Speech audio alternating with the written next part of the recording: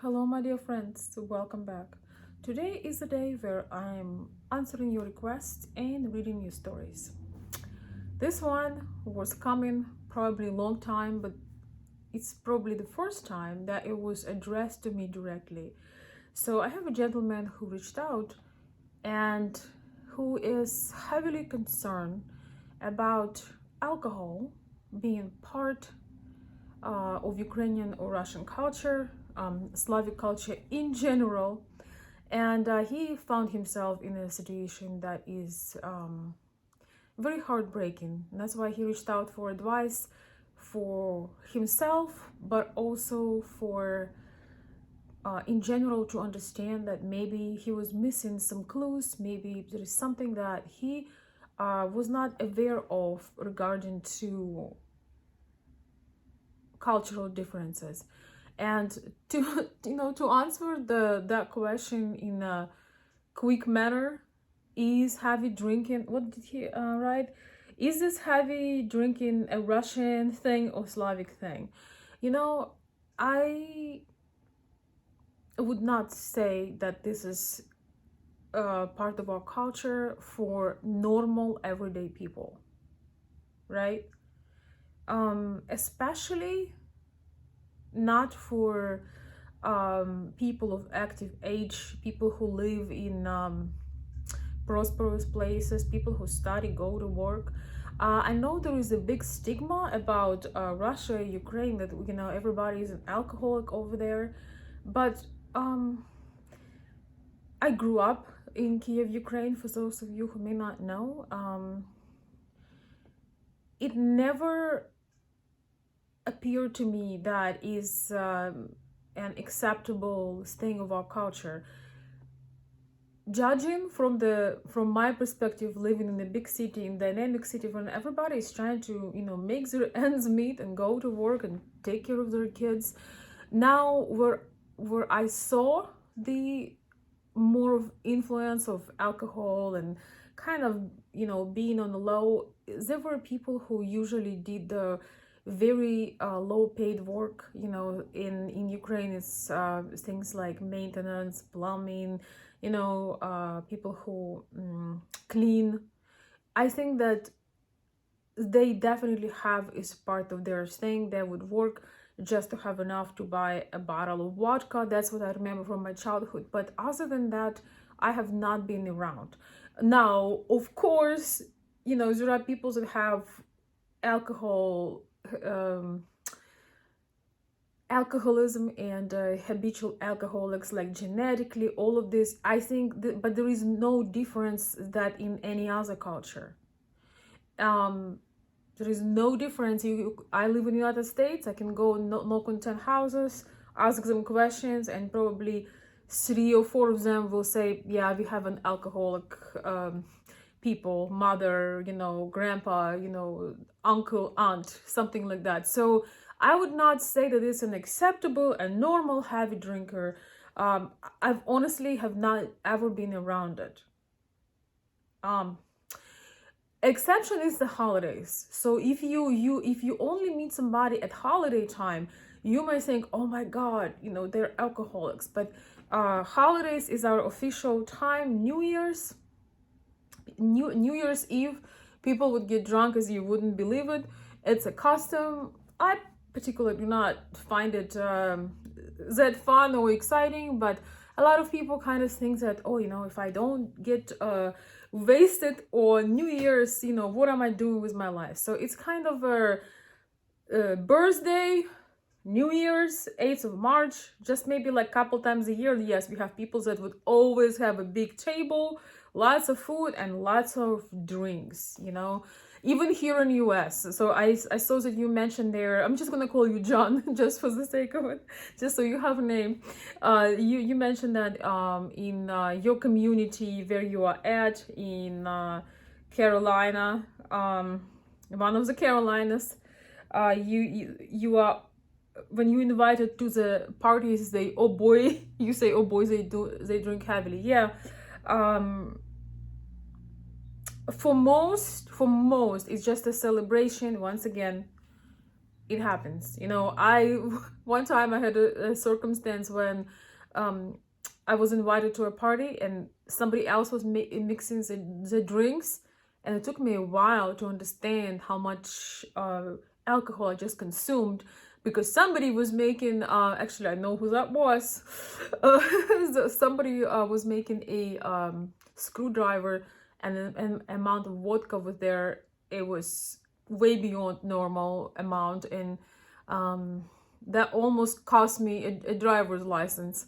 So that was only time in entire history of me being in US to not be in control and realize that I have to be careful. If the Russian person makes a drink, you got to be careful, because we do have this extreme generosity, you know. Okay, we haven't party, so let's just like live and die today, you know. There is no tomorrow. That is a part. The no tomorrow part is part of our emotional world. And you know, some people think that Slavic people are cold, and this is not true. We are overall pretty crazy.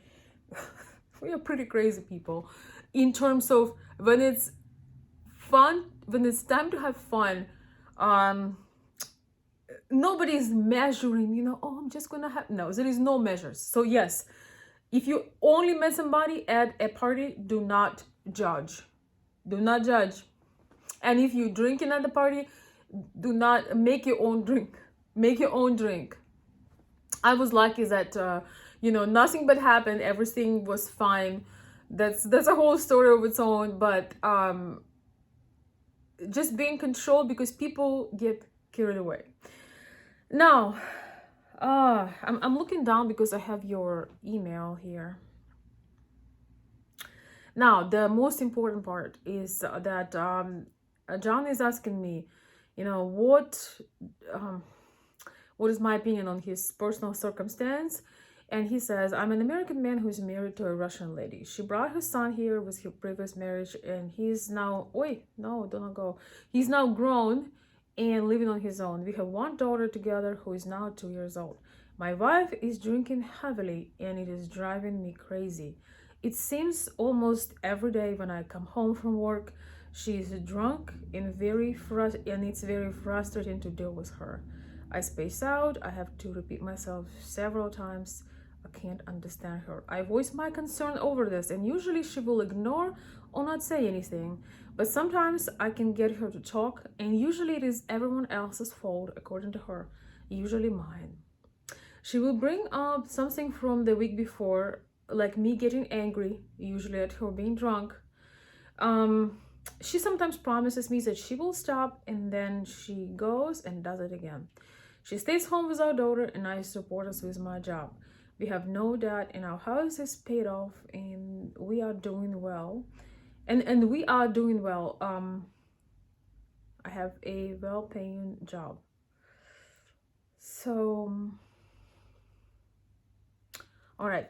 So I just wanted to read you exact words, because sometimes I retell this story and things get lost.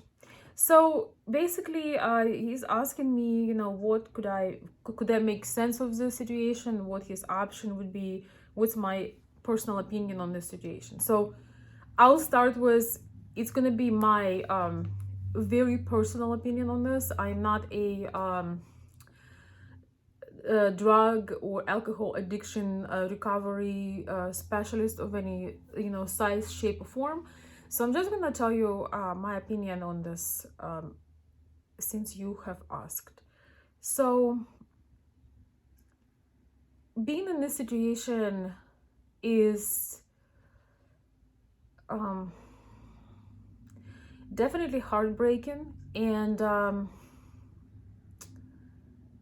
probably most people feel very helpless, because you want to change the situation, and it feels that all the power is in another person's hands, because you can't deal with their habits in this case, right? You cannot, you struggle because of their habits, and you feel that you would love to change it, and you feel as that keys are in their hands and you're trying to influence on. But influence them. But if you have any experiences in your life and you ever got out or make your life better when it depended on others, you probably know, or you usually come to a conclusion that no, they do not hold that power and then decision making over you. The only thing that you can do to get your power back and your life back and stop the suffering is to turn the situation where the keys are in your hands.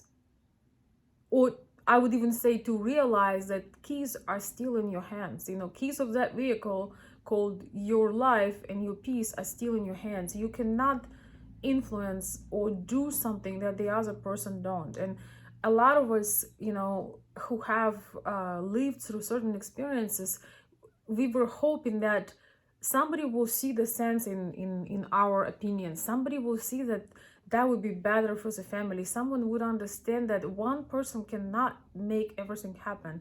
But, and if usually if it's your first experience in life, you know, with marriage or committed relationship, you really try to do everything to fix the other person. When now at this point in my life, I would say that it's nothing but a waste of time. People only change when they have their own motivation to change. Sometimes they will pretend and, you know, stop drinking or stop doing other damaging habits just so they can reel you in with them. They can show as if they're doing something. But if that desire does not come from bottom of their heart, they're gonna be nothing but pain on your side.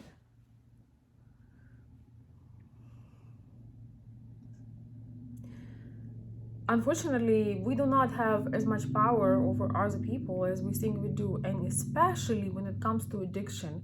Once again, what I've noticed, you know, from my own observations, that people will play that role. They will, whatever you want them to be. You know, if you want, you know, if you want to be, you want them to be, you know,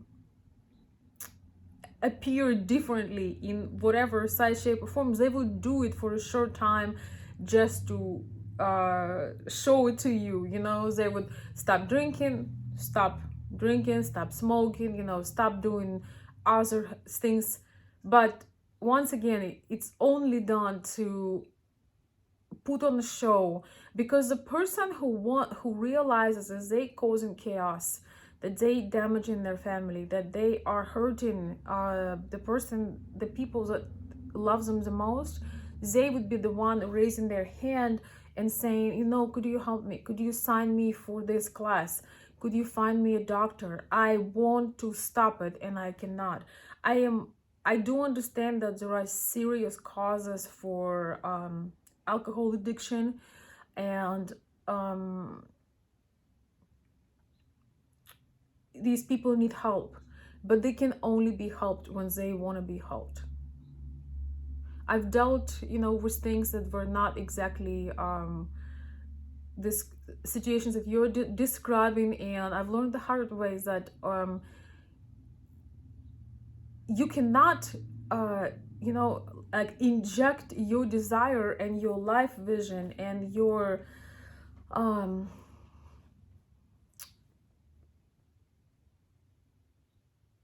ideas, you know, into another person, no matter how hard you try, especially if that is addiction. Because the person with addiction would it's hard enough when you want to change something, it's hard enough, it's a battle, but it's a lot harder when you don't want to change it, and it's fine, you know, you accept you with that.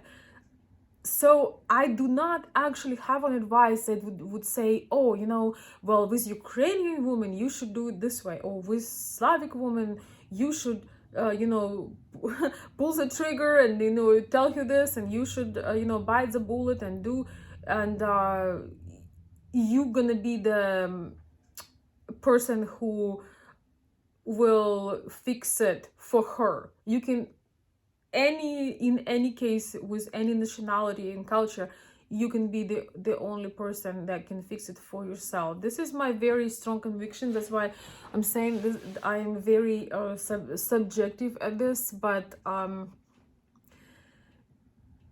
staying with somebody in a relationship, or getting with somebody in a relationship and hoping that he would change, is a pretty utopic idea. And as far as I know, it never works. So in this case, I can only say, whether she's Russian, Ukrainian, Slavic, Italian, Hispanic, you should use nothing but common sense.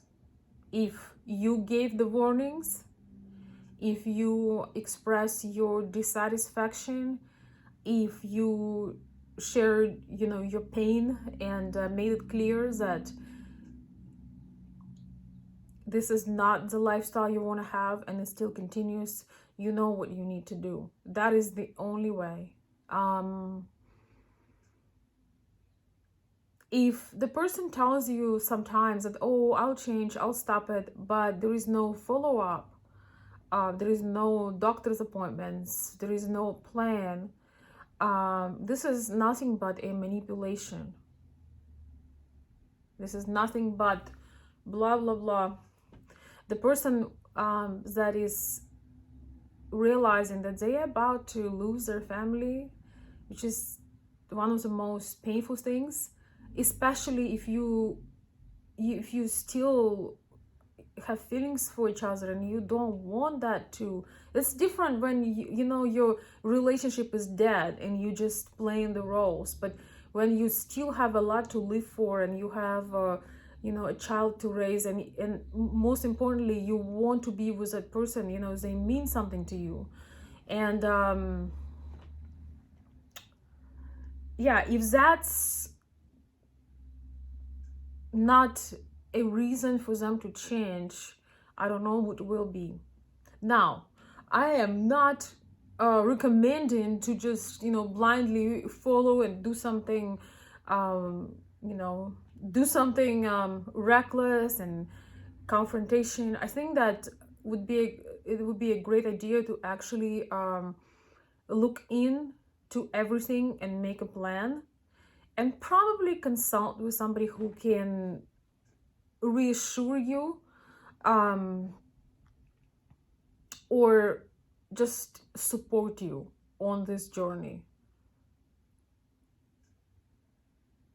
Because like you mentioned, your daughter, I believe, is only 2 years old, and that is not a good situation. And the problem with this, that you never have a peace of mind. You never know what's tomorrow. You never know what you're gonna find. And as a woman and a mother, I can tell you that the influence of the mother, especially if she stays home with the child, is tremendous. And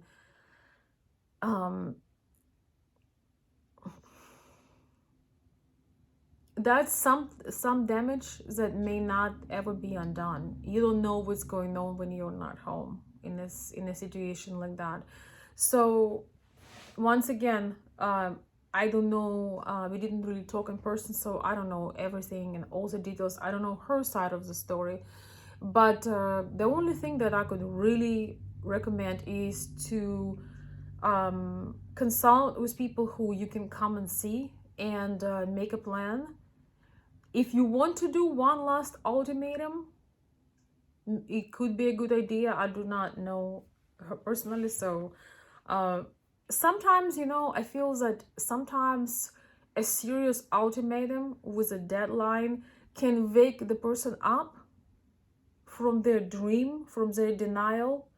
If there is something in her that appreciates you, the things that you provide, the family unit, the things that you have, if there is something in her that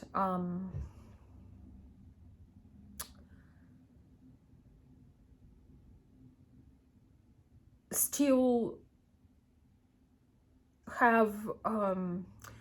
makes sense of that, if there is something in her that she realized the value of things that you have, there is a small chance of well, I should just say there is a chance that of awakening of the, it's like, you know, when somebody comes, you didn't pay for your electricity and your household bill, right? And somebody knocks on your door and says, hey, we are here to cut off your electricity, and it's in the middle of dead winter. You're not gonna be arguing, you're not gonna be, you're gonna be like, oh my gosh, please don't cut it off. You know, you will write a check, you'll borrow the money, you will use your credit card, you would do anything, because you realize you were ignoring those bills, but they still were coming, and finally they are done with you and they're coming with the bill. You either pay it right now or goodbye, you're gonna be freezing in your house. Sometimes some people need shock and need a major reminder and a deadline, because when you say things in general, they do not have as much impact. When you say, okay, if till January 15th this situation is not changing and I see appointments, I see follow up with actions, we are filing for divorce, and these are the things that will follow, and you know, 1 2 3 4 after that. So when there is no deadline, when the person sees that you put up with things, they just decide in their mind that you're gonna put up with everything and you're too soft and undecisive, and they basically give you no respect. But like in the situation with an electric bill, sometimes when you get a wake-up call like that, you realize what you have done, and then you don't just put up on a show and try to cover it. You realize that you're about to lose everything you ever wanted, everything you worked for. And that is especially for the situation when people, once again, really do care for each other. That is the most painful thing, when you still have that connection and understanding, and you still understand how lucky you are to meet each other in this world, and now you don't want to give up and let things go. You don't want to give up on the vision that you have. It's a lot different when you have no purpose, you have no feelings to each other, you have no common goals, no common vision. You just really looking for a reason. You know, a lot of people do not get divorced because they really looking for they really don't want to shake the boat. They hope the other person will do it, but they have nothing that unites them anymore, and they sort of just living like that because of the habit. So in this case, you have definitely a lot to live for, including the, you know, the little daughter, and you know, the whole story of your relationship. So yeah, I would like to advise you to follow common sense and to follow it heavily, and just look at the facts. A lot of people who having these problems, they would go on rant about things, and they will start crying and apologizing, and this is all good, once again, as long as after that there is an action plan how this all is going to be solved, and how much time. Let's say like 6 months I'm going to be working on this. So I hope this was helpful. If you guys have any more letters, please let me know. I will post my information below, and you can send a request a letter if you'd like to share your story or ask for my perspective. I'm always happy to record the video and help you guys. Thank you.